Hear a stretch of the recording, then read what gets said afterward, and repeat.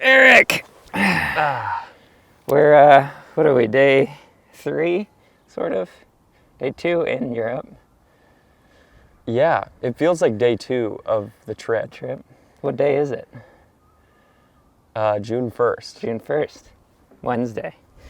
The reason we're so confused is because we just woke up the day after a 21-hour travel day. Is that what you determined? Yeah, I think 21 hours. Cool. Which started Bellingham, I guess, originally. Yeah, so we thought everything was going to be super chill. We Hunky-dory. Yeah, we drove down to Anacortes, where then my dad was going to take us with the truck to SeaTac, which he did. Steve. Yeah, my dad, Steve. Steve. Yeah, so then we arrived at the airport, and the first problem we encountered was we couldn't find any sign of the airline that we had booked with at the airport, right? And no one could direct us to it. They're like, what airline? Like, oh, I think they're gone or something like that. So that was the first red flag. They're seasonal. They don't operate this time of year. And then I was like, oh, maybe they work through Air France or something. And so, but we couldn't find then our flight on the departures board. So it didn't seem to exist on any website, on any reader board. Some of the other airline staff also checked for us, and they're like, it doesn't seem like your flight exists. They sort of hit a wall where they're like, I don't know what to do. Yeah, so... This is after I tried to online check in, like the day prior or something, that morning maybe. Yeah. And it just said, oh, just check in at the airport. Yeah, so... Because 2 weeks prior, I had reserved bike space on the flights for us. I had called the airline and reserved bike space. And so I was like, oh, well, it's making us check in at the airport because we have bikes. Yeah. So to our credit, they kept telling us things were fine. They're like, oh, yeah, just check in at the airport. Oh, yeah, we'll take your money for bikes on the plane. They sent us an email that said, are you excited for your trip? Yeah, like, get ready for your flight. Are you excited? Like, and lo and behold, that flight did not exist. Womp womp. And so we gave them a call. And the nice gentleman in India told us that the flight couldn't be rescheduled and all he could do was refund us. He actually asked, do you want to cancel it? I heard him ask. Yeah, he asked us if we wanted to get a refund and then explicitly said there were no other options. So I think he said, you can't reschedule on this call or something like that. Yeah, and there's no other flights to reschedule to. So are you sure you want to cancel? Yeah, and we were like, yeah, I think we would love really our money back. love our money back for the flight that doesn't exist. Yeah, and so we quickly scrambled to find another flight. Our original flight was to Dublin, and then a layover, and then to Edinburgh, which is where we're sitting right now. Mm-hmm. But instead, we went to London and took the train here. Spent a few grand on a new ticket. Yeah. No big deal. It was spend the money. A game time decision. And the only real easy repair to our problem was a very expensive plane ticket. And but very lovely flight on Delta Airlines. It was really nice. We had multiple meals and things. Hot meals. Yeah, hot meals. Some drinks, some Jack Daniels. Yeah, on the house. Yeah, watched that Serena Williams, Venus Williams movie. So, Will Smith. Yeah, Will Smith. That guy. Yeah, it was, so we milked it for what we could, and then we landed in London, which of course is quite a ways from Scotland, but we knew that there was a train to get to Edinburgh because we had already planned to take that train in the opposite direction in about a week when we're leaving and headed back to London to go to France. So we just decided to go in reverse. So then... Figure out our ducks ahead of time. Yeah, Which we didn't do because then we paid for the ticket, the train ticket, Yeah. Went and had some food. Got there, gave ourselves a good 20 minutes to get on the train. And then the information desk guy, Oh, you got to reserve. It's free, but you have to reserve a spot for your bike. You got to go back to the desk and talk to them. And then we went back to the desk. And he then, said, quickly, Yeah. because it's leaving in We're now about to 15 leave. minutes. And then they're like, oh no, there's no room for bikes, Dan. And then You can't get on did this. some slick talking. I was like, we need to get on this train. Or if we can't get on this train, can we get on the next train? There is no other trains. Yeah. So we need to get on this train. Can we please just shove our bikes in there? She said, maybe if you take the front wheels off. I don't know. She basically like washed her hands of it and was like, I told you what I told Yeah. you. And So, we yeah. stuck our way in. We got in there, and luckily there was an empty bike slot because a couple that your seat was next to Mm-hmm. had not been able to get their rental bikes, or how did that work? No, she had a bike in Edinburgh, but his bike needed repairs or something, Oh, okay. which he found out at the last minute and too late to do anything about. I want to get their names. Yeah. And then my seat was on the literal opposite end of the train, so after stashing the bikes, It was Salman and Sabera. yeah. I don't know so if that's how you pronounce her name. Sabera and Salman. They were lovely. They chatted to us for a bit. Or I guess mostly me because you were elsewhere on the train. But Yep. yeah, their misfortune was our good fortune because that's how we got to Edinburgh. Yeah, yeah. So I guess so far, how would you say, like, is this your first time to the UK? Because it's my first time. Yes. Well, no, that's not true. I've been to Ireland. First time I've been through Heathrow on that trip, but not outside of it. So yeah, first time in Scotland, first time in England. Yeah. So far, I know my impressions. What do you think of our experience so far with the people? And so we've gone through a few train stations. We've gone through the airport, built our bikes for a few hours in the airport. We had to get used to riding our bike on the opposite side of the street. Still getting used to that. Yeah, and then we've just generally like had to ask people for directions and chat with folks. And, Yeah. So far, I've just been amazed by how friendly everyone is. I don't know what you think. Yeah, I think so.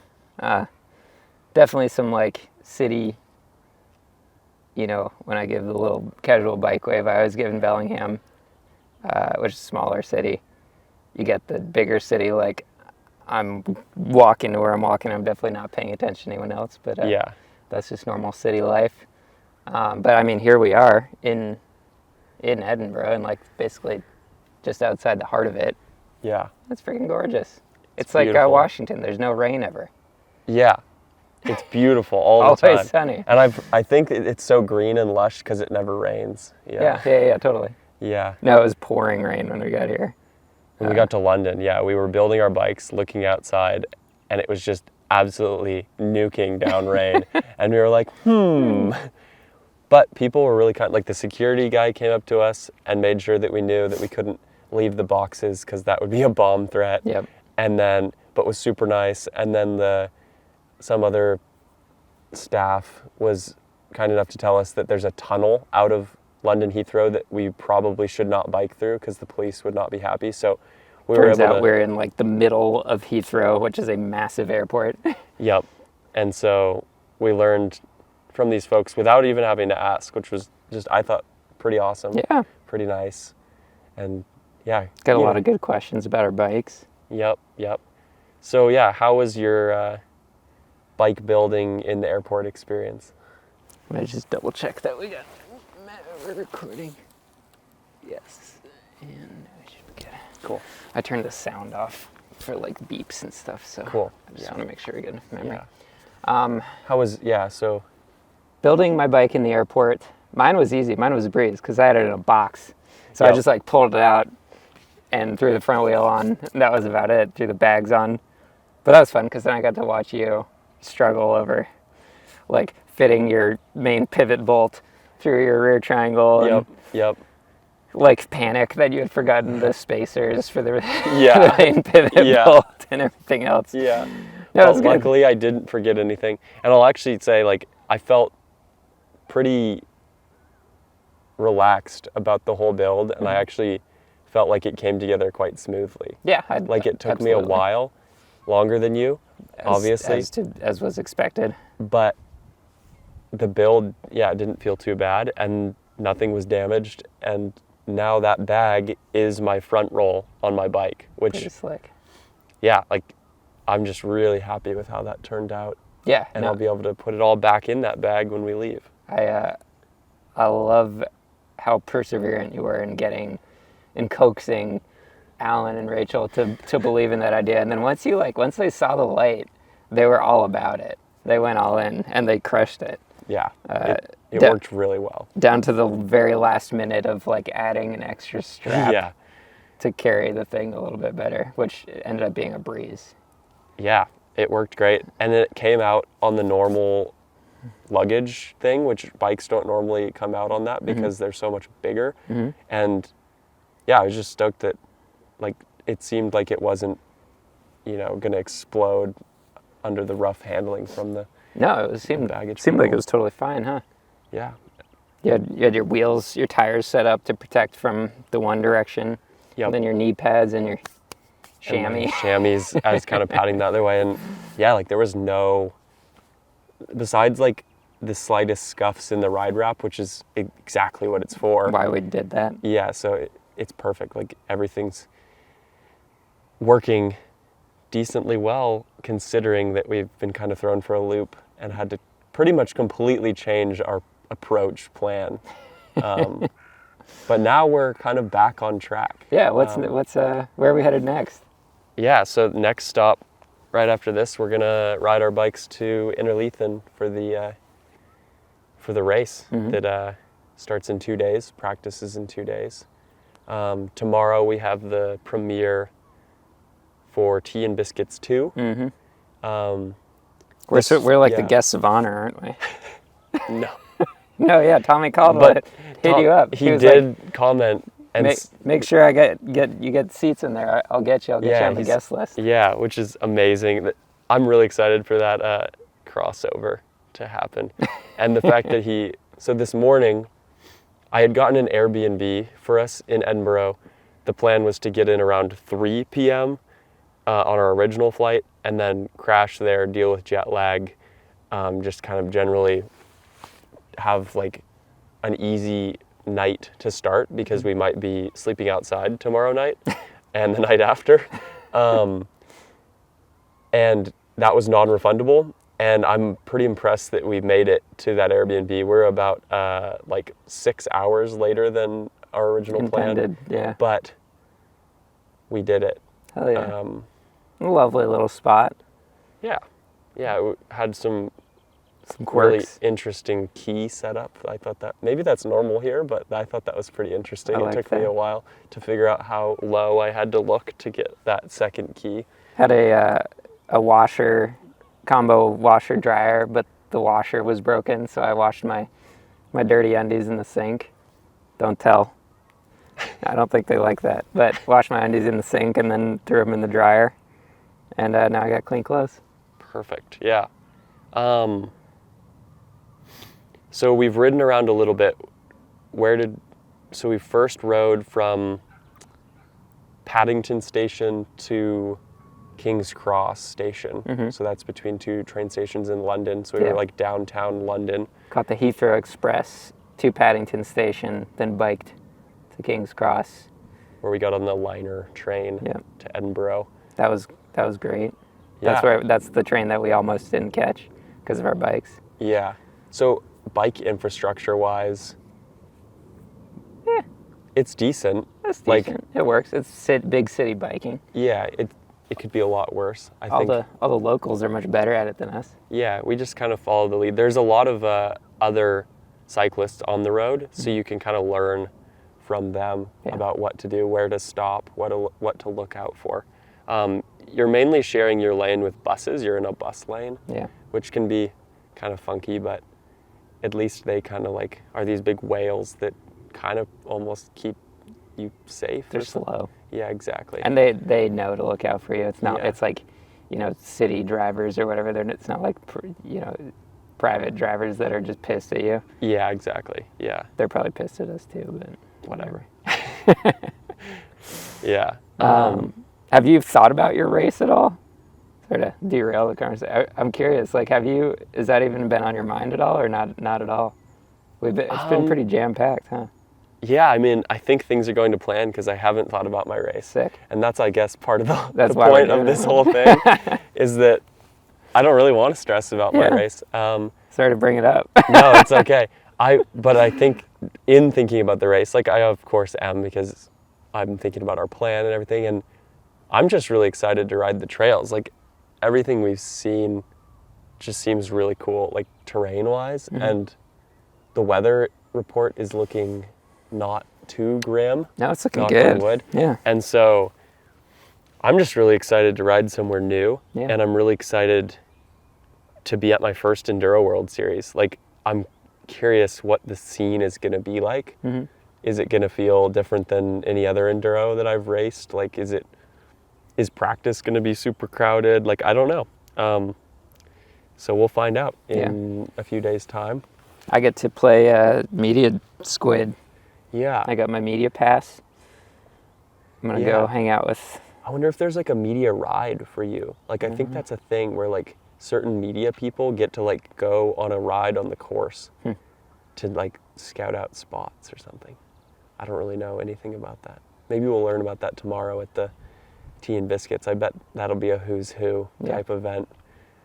I think like the Rocky Mountain team, like Jesse and Remy are in that movie, and then like their media guys their media guy is Tommy C.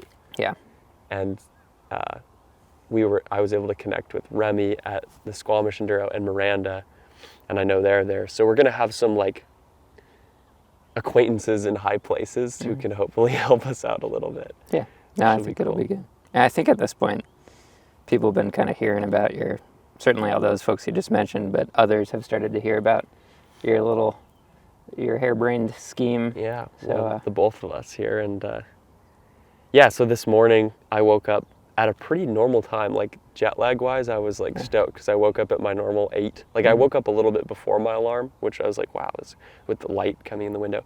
And Dan was asleep for probably 30 more minutes or so, and I spent the time to like look at this animation that my friend Annika had sent, which I'm really excited about. So that's that map animation that I'll show probably in multiple of these videos. She crushed different it. sections. Yeah, and so I'm so jazzed on that. Yeah, me too. And I'm really excited to like be able to use that throughout the videos to kind of show you guys where we are on our journey. Yeah.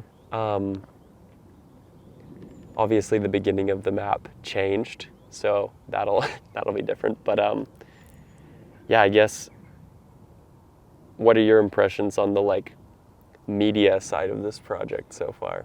It's been good. Were you surprised that I was editing in the morning already? No. Or doing something like Not that? at all. Cool.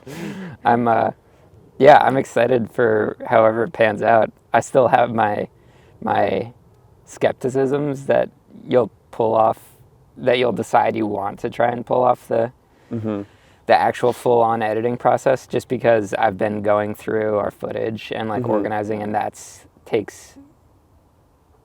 has taken a pretty decent amount of time, and I've only really been able to because we've had the time, which I think will decrease as the trip goes on. Yeah. And so you'll have like your day on Saturdays of race day. But what I see happening, and this is just speculation, I'm happy if I like speculation because we can look back on it. Is that you'll start getting through it and you'll be like, I'd want to spend more time on this than I'm able to right now to get the final product that I'm looking for.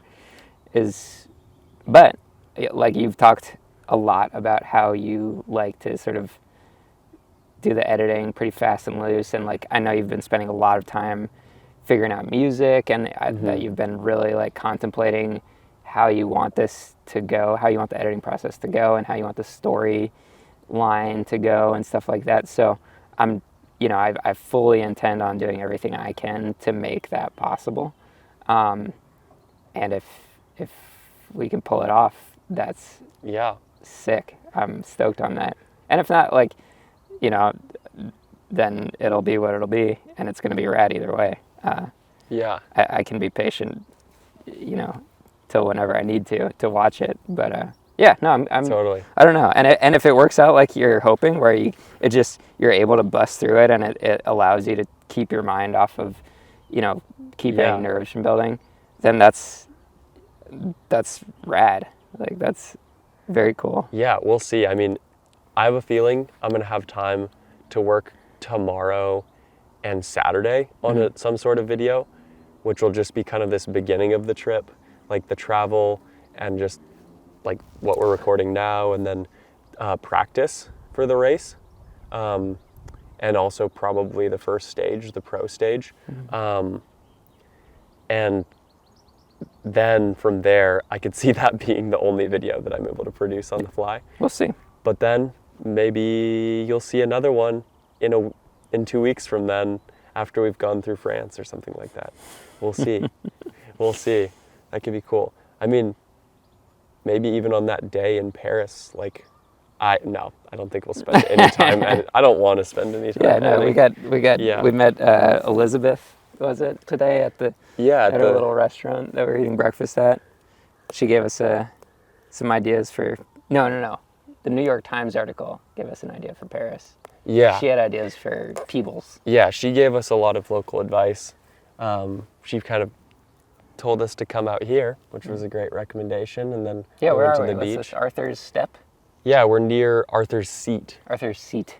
Yeah. So I need to look into the history of that. Like, I'm assuming that's referring to King Arthur.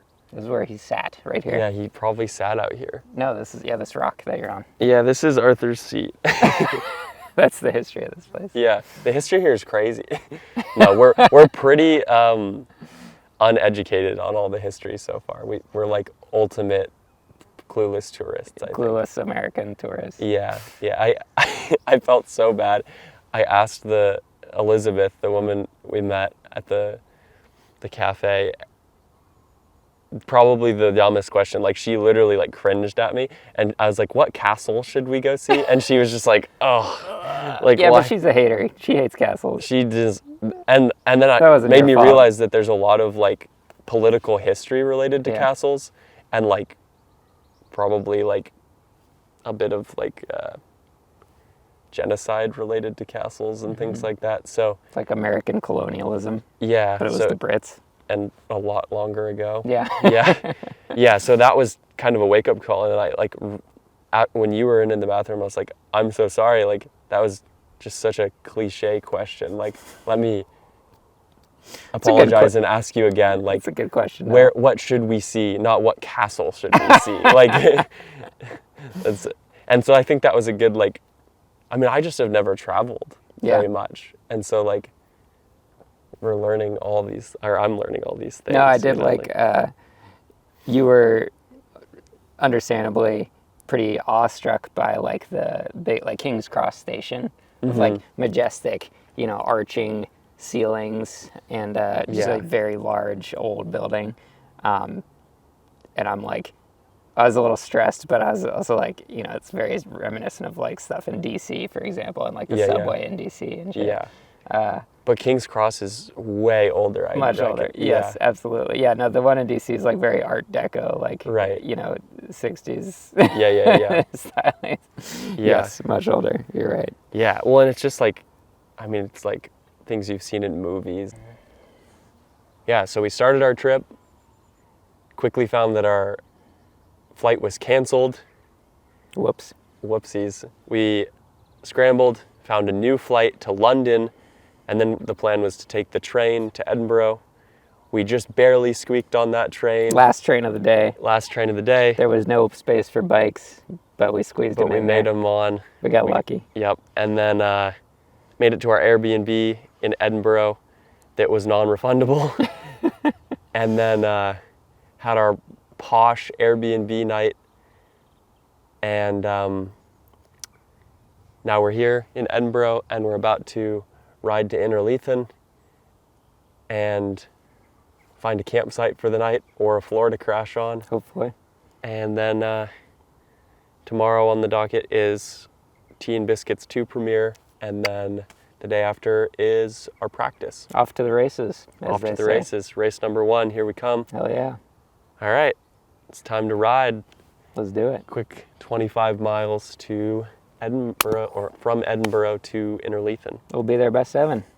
Perfect. It's 2:50 right now. All right, if you have any place for us to sleep, tell us. Retroactively. Retroactively.